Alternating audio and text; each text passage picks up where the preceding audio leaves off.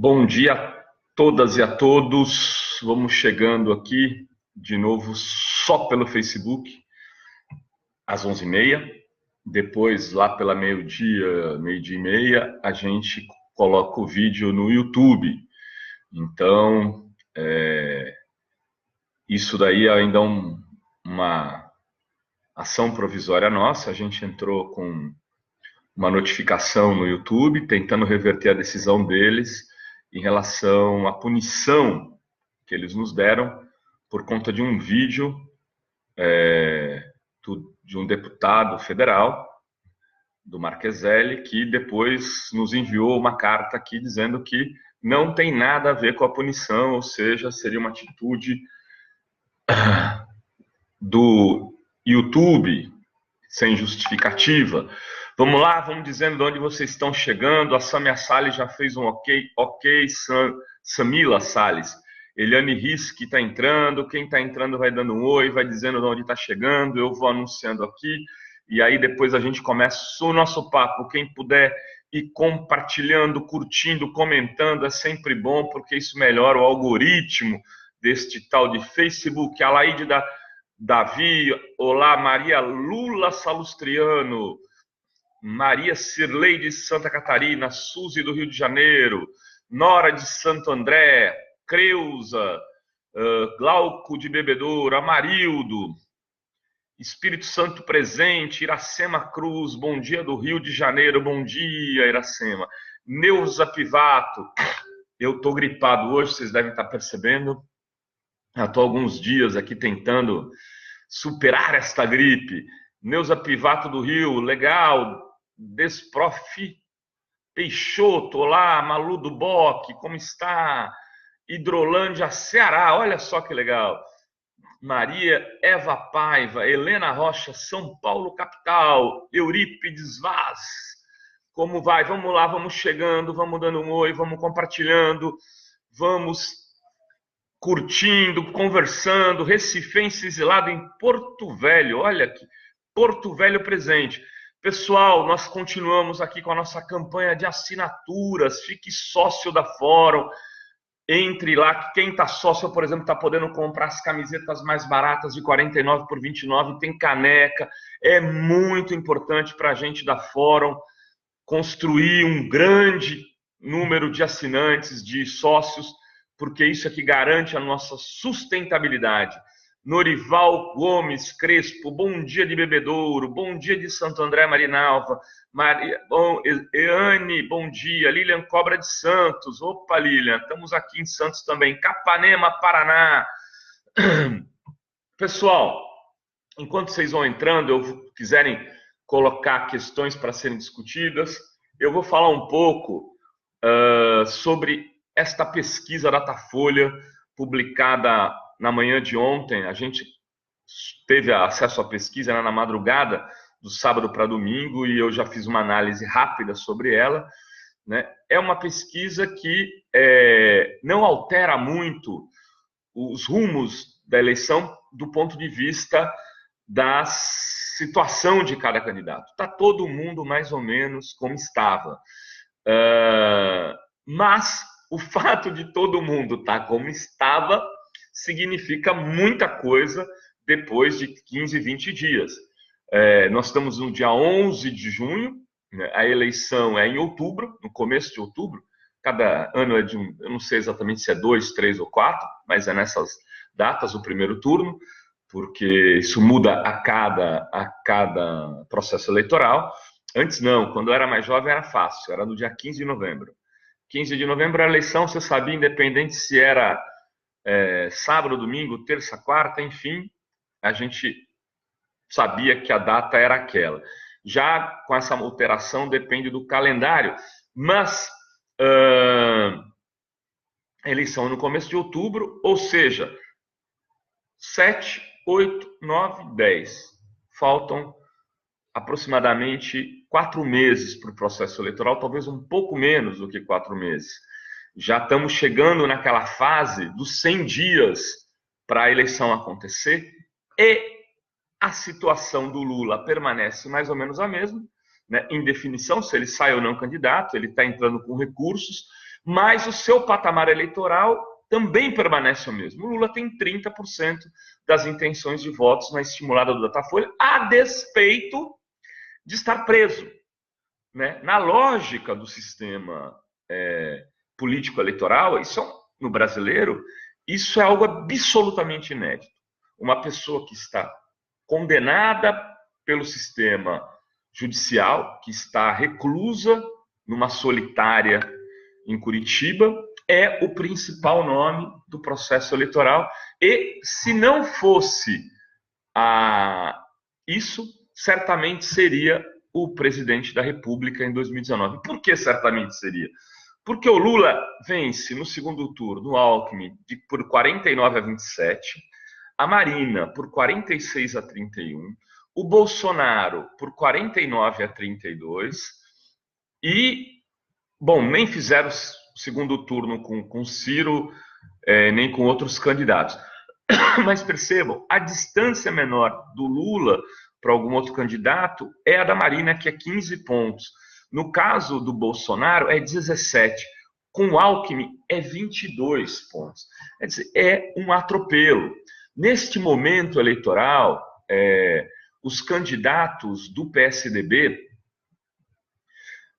tinham muito mais pontos do que o Alckmin, o que produziu um estrago agora no Ninho Tucano. Ninguém sabe muito bem o que fazer com, digamos, esta mala pesada que é o ex-governador de São Paulo, Geraldo Alckmin, que está pontuando na faixa de 7 pontos, 6 pontos no processo eleitoral.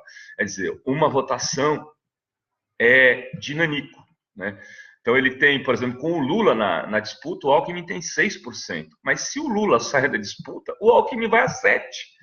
Percebe? Ele não cresce com a saída do Lula, porque o eleitorado tucano é desse tamanho hoje, na perspectiva de ser o Alckmin o candidato. Mas se você troca o Alckmin pelo Dória, não aumenta o eleitorado tucano. O Datafolha não mostra isso, mas outras pesquisas já mostram. Então você tem é possível começar a dimensionar que aquele pêndulo político que existia aí desde 94, de um lado o PSDB e de outro o PT, e nas duas primeiras eleições se teve mais um protagonismo do PSDB, que depois da eleição de Lula em 2002 se tornou um protagonismo do PT, mas sempre indo para o segundo turno um candidato tucano. Isso tende a ser substituído por um novo eixo político nesse processo eleitoral. Me parece que esse é o grande recado do Datafolha. E é por isso que o Fernando Henrique hoje está desesperado, né, chutando para tudo quanto é lado e sinalizando, segundo a Folha hoje, inclusive até a possibilidade de um apoio, uma candidatura dos tucanos à Marina, que é aquela conversa que esse blog registrou há algum tempo atrás, que vem sendo feita por diversos atores políticos. Eu duvido muito que a Marina saia como protagonista, porque isso teria que incluir, por exemplo, o PMDB do Jucá, teria que incluir o Aécio. Quer dizer, a Marina é muito fechada com o esquema da Lava Jato, né, e isso não interessa a esse centro, esse chamou novo centro, que na verdade é a eterna direita, representada aí por muitos partidos que estão envolvidos até as tampas em corrupção. Então, na verdade, o Fernando Henrique está chamando a Marina para dançar a valsa e dizendo, olha, você pode ser a protagonista desta valsa. Mas ele sabe muito bem que é impraticável uma aliança, né, com ela comandando esses atores políticos que teriam aí desde o PSDB, passando pelo PMDB, o Álvaro Dias e todo o PP, DEM, etc. A Marina não consegue, primeiro, ela não consegue liderar esse eixo por falta de estrutura política mesmo. Ela não tem partido, ela não tem histórico de articulação, não tem articulador político para realizar essa operação, por um lado. Por outro, ela tem uma dificuldade de fazer com que o seu eleitorado entenda essa sua esse seu deslocamento, né? Ela que sempre se colocou como a pura, a santa, que não fecha acordos, a que está distante, que ela é política mais peronomútil, vai estar sendo apoiada por uma aliança repleta de bandidos. É muito difícil para a Marina comandar, chefiar esse esquema no processo, na disputa eleitoral, mas como o Fernando Henrique acha que ela é importante na construção desse tabuleiro, né, ele quer, inclusive, ver se constrói, convence a Marina a ser a vice do Alckmin, ele sinaliza para ela dizendo que ela pode ser a principal dançarina desta valsa, mas não faz sentido. De qualquer maneira, está estabelecida a crise na campanha do Alckmin e começa a aparecer a possibilidade, inclusive, de como esse eixo PSDB e PT, essa disputa entre esses dois partidos que foram protagonistas dos últimos processos eleitorais, pelo menos dos 6 últimos processos eleitorais, pode ter se desgastado. A alternativa pode tentar se achar algum outro candidato que não seja Tucano para ser o protagonista desse centro. Não é a Marina, na minha opinião, não será a Marina, mas pode vir a ser outro. Pode ser o Álvaro Dias, por exemplo, que consegue fazer 4% dos votos sem ter uma candidatura articulada nacionalmente por um partido novo, que é o Podemos, né? E o Álvaro Dias é da confiança dos grandes políticos. Ele está fazendo charme hoje, virou o nome da Lava Jato, mas o Álvaro Dias é um tucano que queria mais espaço no seu partido, tinha perdido esse espaço com Richa lá no Paraná e decidiu ir para um outro canto, né, para fazer carreira própria e está se lançando a presidente da República. É o nome do tucanato. É o nome do Tucanato, é o nome da confiança desta direita organizada no Congresso Nacional, comandada por gente como o Jucá.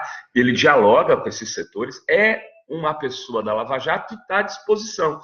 Faz 4%, ou seja, 2/3 dos votos do Alckmin, partindo de uma base eleitoral que é o Paraná, um estado pequeno. Em resumo, é evidente que ele não é o nome mais querido aí por todos esses, mas entre ele e a Marina, eu tenderia a achar que esse grupo poderia se deslocar mais para o Álvaro Dias do que para ela.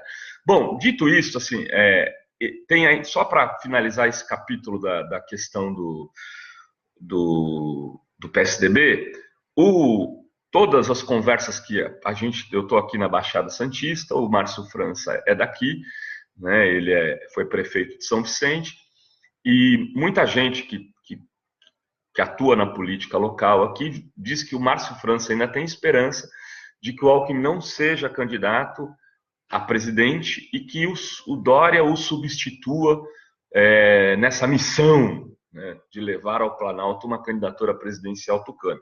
Tem muita gente do esquema do Dória buscando isso, porque entende que ele poderia criar uma polarização maior, ganhar votos do Bolsonaro, ele teria mais punch para roubar os votos da direita para o Bolsonaro e se consolidar para ir para o segundo turno com uma candidatura provavelmente do PT ou o Ciro, ou, né, provavelmente do PT, sendo Lula ou não, ou o próprio Ciro.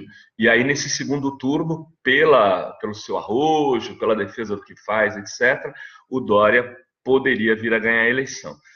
Então, esse buchicho de o Dória substituir o Alckmin sair candidato a senador, e o Márcio França ser o candidato desse esquema todo aqui em São Paulo, ela vem sendo debatida, pelo menos nos bastidores. Eu não sei até onde isso vai ganhar fôlego. Não me parece que seria a alternativa do Alckmin.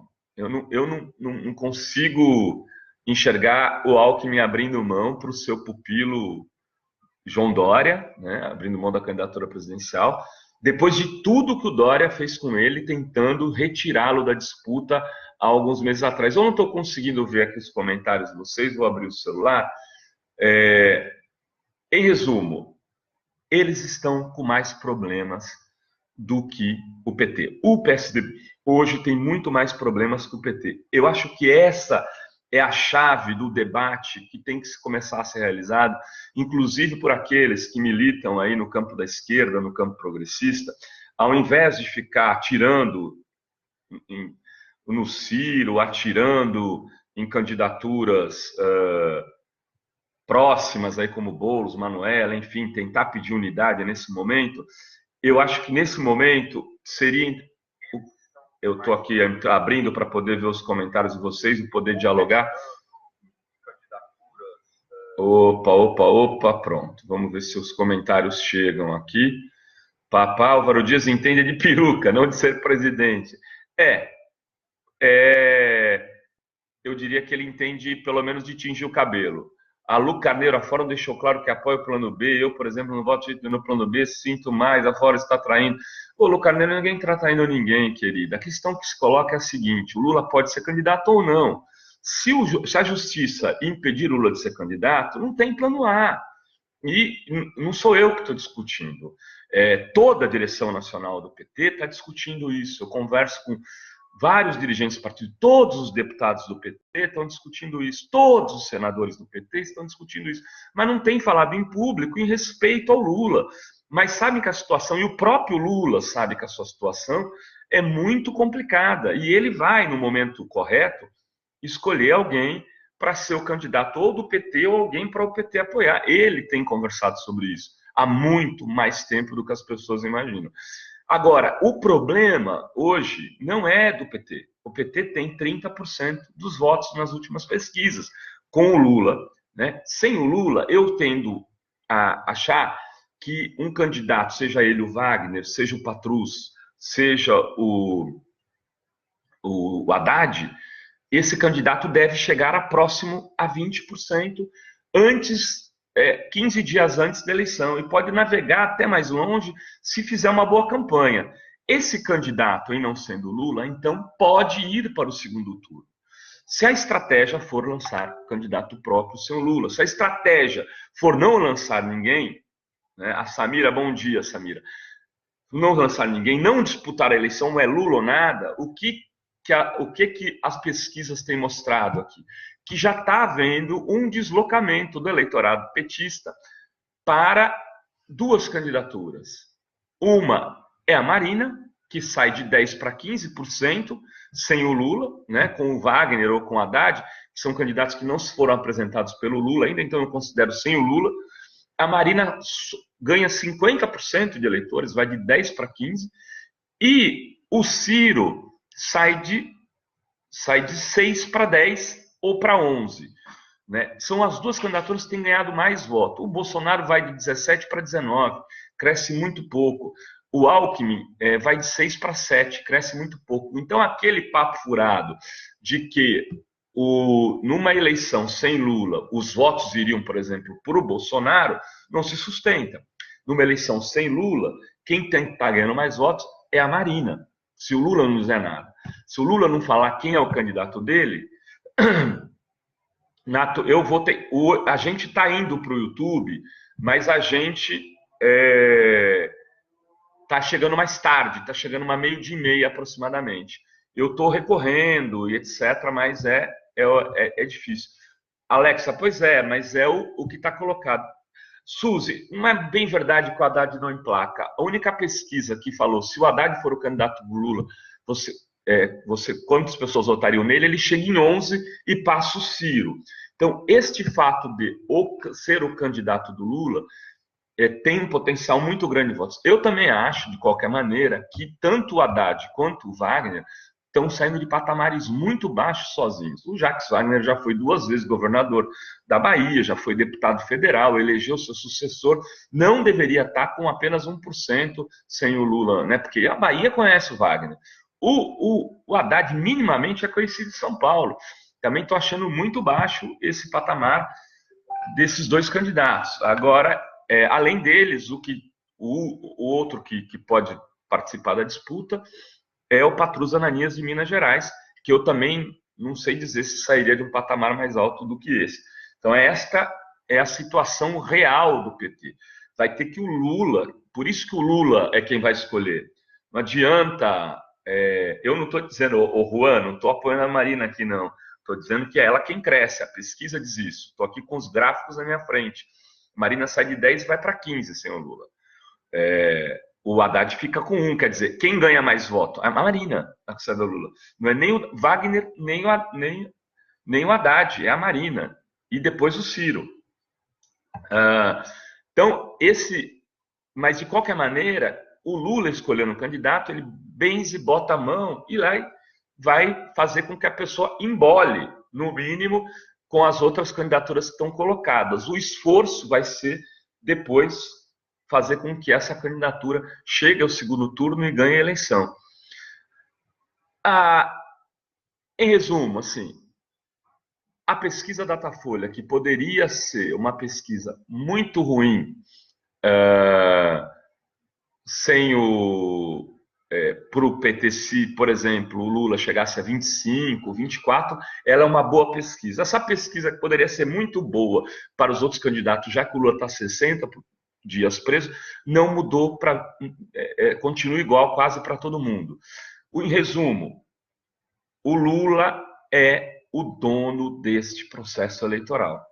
É o que ele vier dizer, é quem ele vier escolher. Se ele for candidato, ele ganha. Se ele não for candidato, mesmo assim, ele tem grandes chances de fazer o próximo presidente da República. Isto não é pouca coisa. Isto, aliás, é uma revolução do ponto de vista de como entender o voto no Brasil.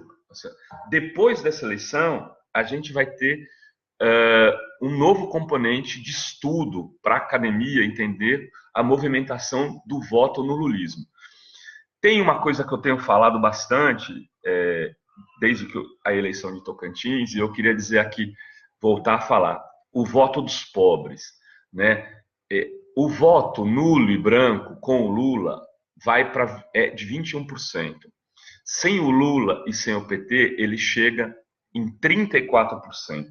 Vocês percebem que tem aí 13% do eleitorado que não vota se o Lula não for candidato. Mesmo com Haddad no lugar do Lula, mesmo com o Wagner no lugar do Lula,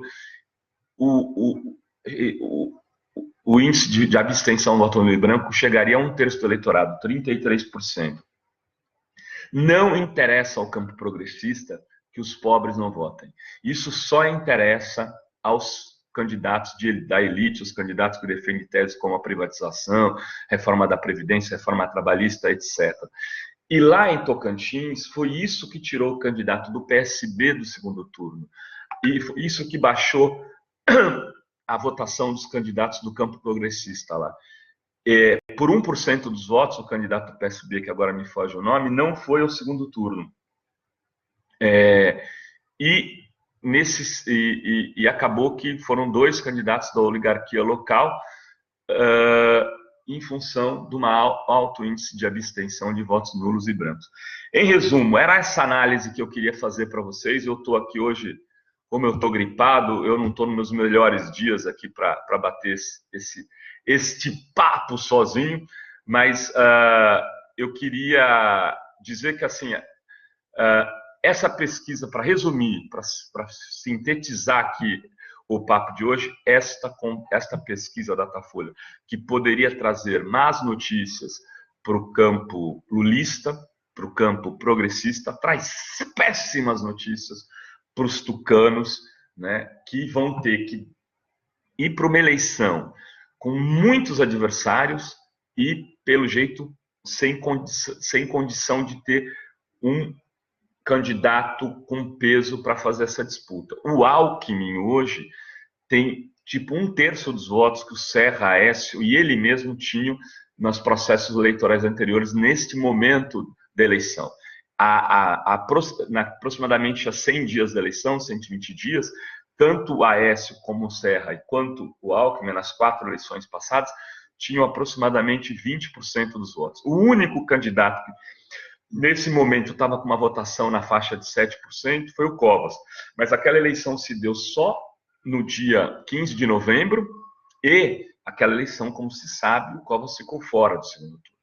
né? O Covas ficou em quarto lugar, que é, então, o sinal que está sendo dado à candidatura Alckmin, que ela pode ficar em quarto, em quinto lugar, o que seria a demolição do projeto político do PSDB, se isso vier a acontecer. Bom dia, querida Mônica.